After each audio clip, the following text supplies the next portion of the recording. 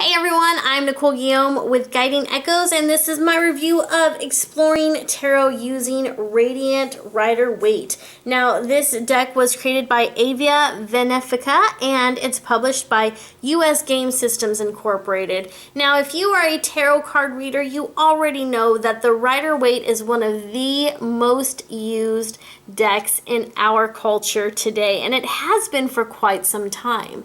And there have been a lot of books that have come my way that have used the Radiant Rider-Waite, or any Rider-Waite deck actually, and this is by far the best one that I have ever come across. So let me show you why.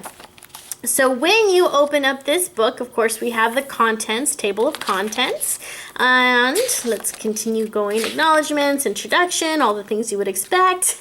We also have about the tarot deck. This information here is very fascinating, so make sure that you don't skip it. If you are interested in the history of tarot and the archetypes and all of that, be sure that you check this out. We're going to get into that a little bit more because this book covers that in depth in a way that is just absolutely amazing. It talks about using your intuition, tarot as allegory, accessing your intuition, how to use this book, the cards, card readings, and one of the things that I really like about this book is that the glossary of terms is in the beginning. So if you are new to tarot and you are using a Rider-Waite deck, it doesn't necessarily have to be the Radiant Rider, it can be Radiant Rider. It doesn't have to be the Radiant Rider-Waite. It can also be the Universal or any number of them. This is still a great book to get because you really should have a good understanding of these words and what they mean before you dive further into tarot. So these are words that are going to come up a lot during your time as a tarot reader. So read these, read them several times, get acquainted with them, and I just really think that it's brilliant that it's in the beginning of the book. I think more books should do that. So anyhow, when we get into the card section, we have introductions and explanations of all of the cards, which of course is what you would come to expect. And this is pretty brilliant right here. It talks about the four suits of the minor arcana, and here it talks about wands, swords, their pentacles and cups. Tells you about their elements and what they deal with and what they're known for. So like for example, it talks about how the cups are associated with the element of water. Water deals with emotion and intuition. Consider what water does. It flows, cleans, and fills.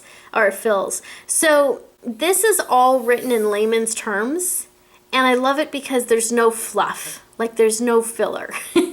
A lot of times you will read different books on tarot, Lenormand, whatever it is, and instead of just getting straight to the point, getting straight to the heart of the matter, there's a lot of gibberish. You know, there's a lot of padded wording in there that doesn't need to be there. And so this book breaks it down easily and effortlessly so that you can understand it very quickly, and anyone can understand this, guys. It's a great book. We also talk about the royal family. These cards can be confusing to a lot of different people.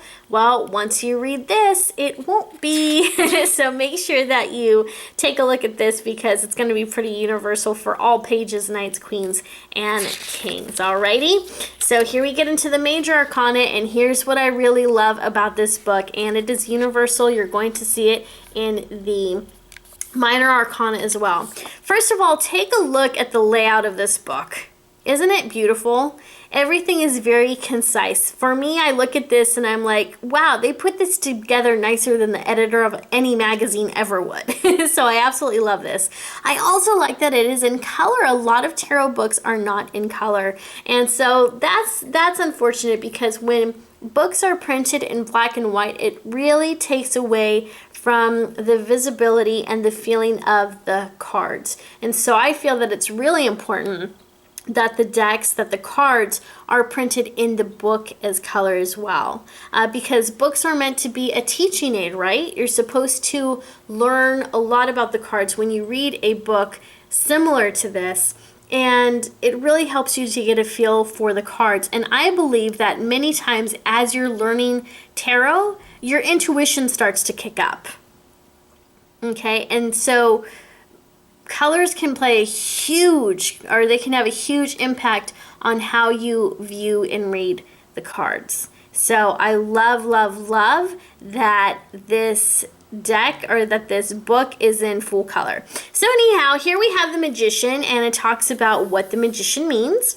And if it comes up, it also has different questions you can ask yourself. So when contemplating the meaning of the Magician, ask yourself, am I living up to my full potential?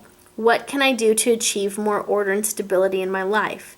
If I had every resource available to me, what could I do to make the world a better place, and so on. So you'll notice that that is something that is present in each and every card. So I love that she took the time to write these contemplative questions for each card, because it really helps you to look at things from a different angle. It helps you to get to know yourself a little bit better. And if you're reading for someone and you remember these cards, it can help them to access their own guidance and inner wisdom and help them to find the answers that they are seeking. So it's a great way to get you in touch with Source through the tarot cards. And sometimes these contemplative questions can, the information that you'll come up with can be more powerful than any 10, 20 spread, 20 card spread that you will ever use. So I find this to be highly valuable. Over here we have what the deck, or what the card could mean if it is in its upright position. So here for the Magician we have power, action, balance, potential, initiation, and resourcefulness. If this card comes up in reverse, it could mean fear, lack, disorder, ignorance, imbalance, and insecurity.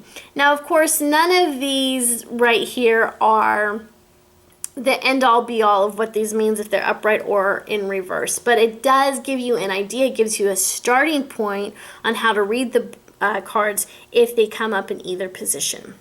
Over here we have a message from the card. So if the card could talk, this is probably what it would say. So this one says, you've got the power. You may not know it, or maybe you lack confidence, but your potential for greatness ripples just under the surface. Take an inventory of your emotional, physical, mental, and spiritual tools.